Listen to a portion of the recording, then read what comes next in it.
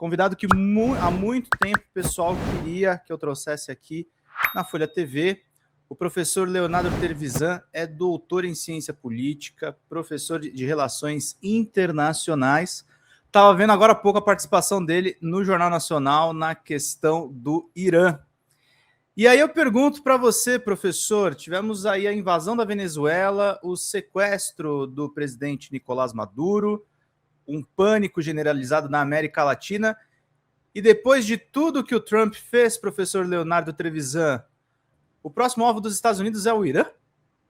Boa noite, professor. Seja bem-vindo. Boa noite, Pedro. Um bom resumo e uma boa pergunta, né? Essa tua pergunta talvez seja uma pergunta assim de mais de $1 milhão, porque, de fato, ela é complicada, né?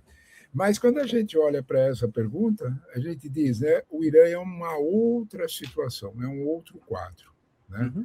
O que para a gente entender a questão do Irã, né, a gente talvez seja melhor a gente entender o que de fato está acontecendo na América Latina, né? Que está mais perto da gente, a gente sabe melhor, né? Uhum. Quando a gente olha para isso, a gente tem que observar que o mundo está vivendo uma fase 2, né, igualzinha àquela da Conferência de Yalta, né? Esse negócio de falar que o professor é uma chatice, porque quando eles não vêm com número, eles vêm com coisa de lá de não sei quando, né? E é mesmo, é de lá de não sei quando, é 1945, né?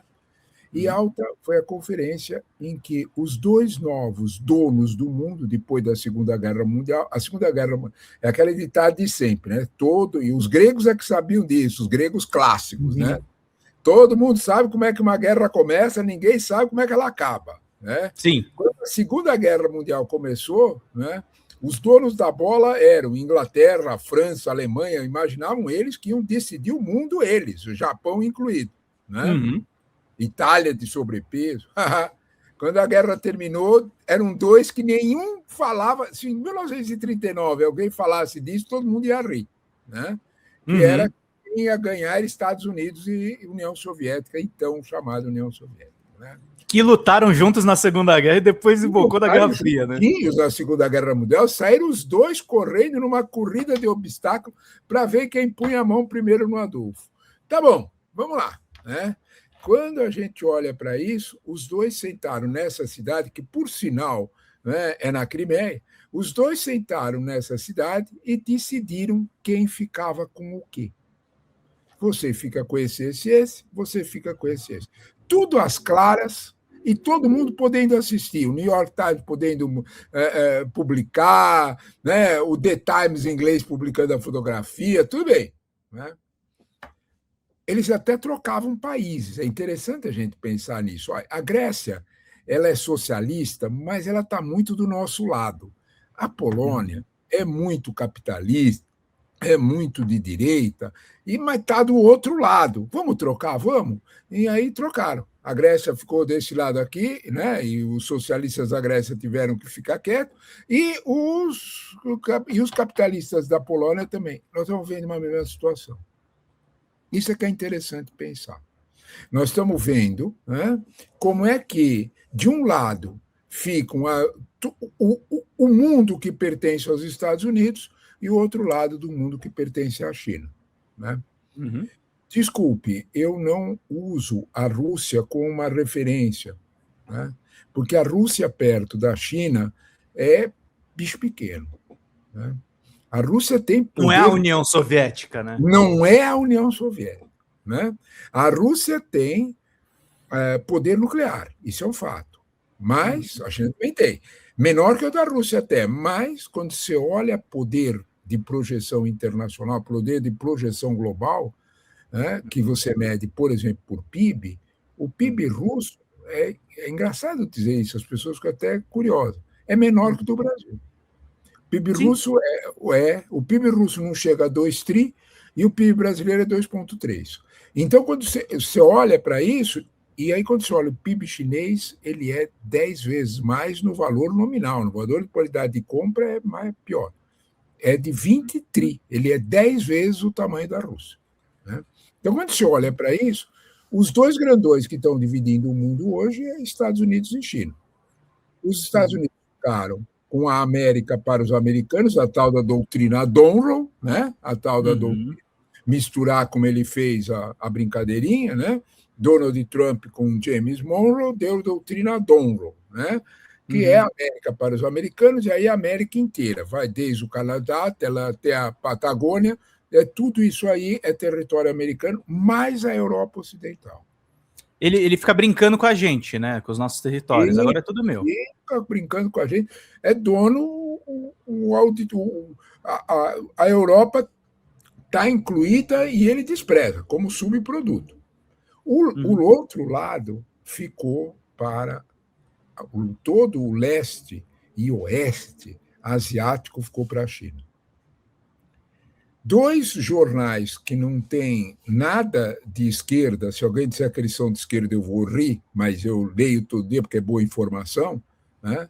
É o Financial Times, que é um jornal, como o nome está a dizer, né?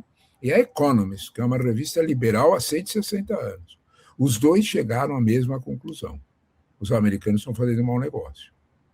Vai crescer muito do lado de lá, muito mais vai crescer lá do que aqui. Eles estão fazendo um mau negócio de fazer essa divisão.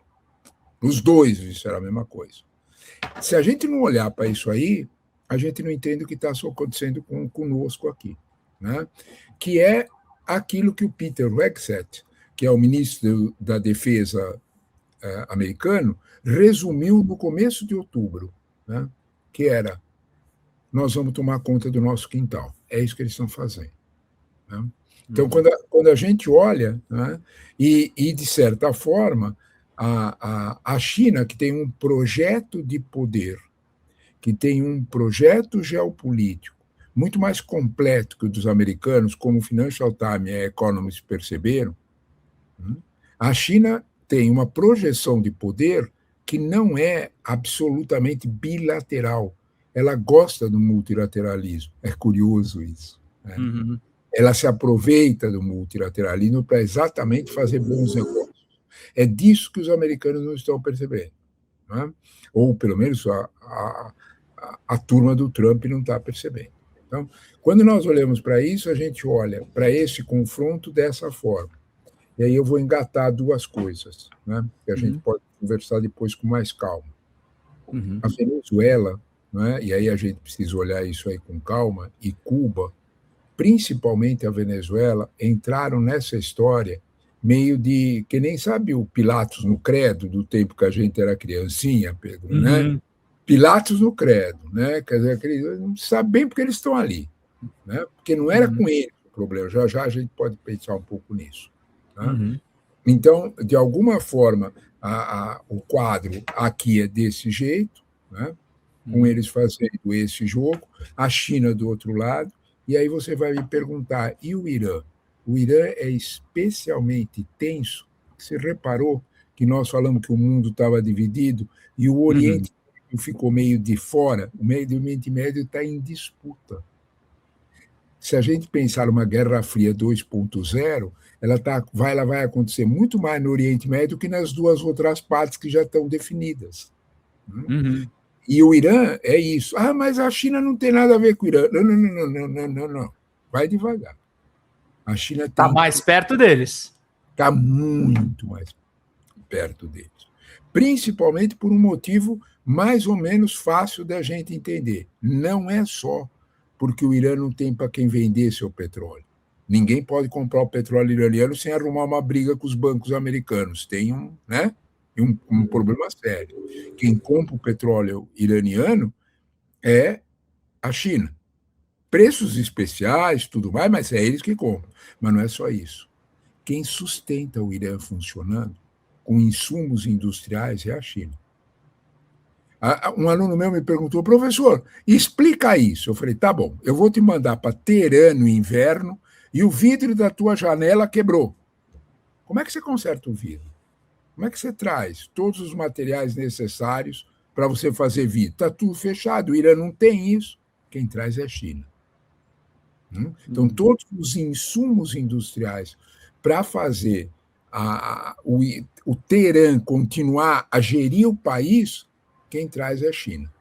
Se alguém imagina, né, ninguém acha que é ingênuo de pensar que a China vai perceber que é a única compradora de petróleo, que é a única fornecedora de tudo que o Irã precisa, que o resto do mundo não pode vender. e não vai cobrar nada por isso de influência política, ideológica e influência geopolítica, é brincadeira, né? É óbvio que vai, né? E é óbvio que o Trump vai dizer, não quero vocês aqui. Né? Então, portanto, nós estamos aí com áreas do mundo que já estão definidas e nós temos áreas do mundo ainda sob tensão. O Oriente Médio, mais ou menos como um todo, é isso. Síria, né? Se você olhar bem, Israel é um jogo importante, porque talvez, Israel tenha pretensões próprias nesse novo jogo geopolítico. É muito complicado isso, mas talvez Israel tenha. Se alguém tem alguma dúvida sobre isso, consulta a Agência Internacional de Energia Atômica, você vai tomar um susto. Primeiro, mais bomba quem tem, em número, é a Rússia. Depois os Estados Unidos, mas com um poder maior do que essas bombas. O terceiro, sem falar nada para ninguém, é Israel. Está na frente da China. Em quantidade de bombas. Eles têm mais potencial do que a China. Tem mais potencial do que a China. Absolutamente secreto, absolutamente contido, ninguém vai lá contar, nem recomendo que tente. Né? Mas, de alguma forma, ele vai fazer esse jogo, e é um jogo interessante, sabe, Pedro? Porque o que nós estamos fazendo hoje é fazendo uma constatação que a gente não pode negar para os nossos jovens, né? O mundo de vocês será bastante diferente do mundo do papai. O mundo de vocês será completamente outro. É uma outra realidade geopolítica, é um outro jogo, e vale a pena a gente perceber essa interação, como é que ela se faz. No nosso caso, para ficar a nossa pergunta aqui, que a gente depois pode comentar um pouco mais sobre ele, tá? Para a gente entender o jogo Venezuela e Cuba, a gente precisa pôr mais o olho no mundo interno americano do que nas decisões geopolíticas externas. Né? A América Latina é dos Estados Unidos. Observe que a China e a Rússia não deram um pio sobre protocolar, né? Protocolar, a reclamação protocolar no Conselho de Segurança sobre a captura do Maduro. Nada além disso. Fala, galera da Folha TV, não se esquece de se inscrever aqui no nosso canal para assistir programas como Folha Notícias Manhã, Folha Notícias Noite, o nosso Folha Entrevista e o nosso Barzinho das Meninas. Muitas coisas bacanas a gente acompanha por aqui e a gente precisa muito, muito do apoio de vocês para nosso trabalho jornalístico, investigativo, de curadoria de conteúdo, com vocês ajudando no nosso Pix, folhademocrata@gmail.com, ou mandando superchats, valeu demais, e os recursos financeiros, tornando-se membro do nosso canal, no nosso curso de jornalismo básico, para você ficar muito bem informado a respeito de tudo. Queridos e queridas, muito obrigado pela presença de todos vocês. Vida longa e próspera. Cuidem-se, cuidem dos seus, e não esquece de se inscrever aqui na Folha TV. Até mais!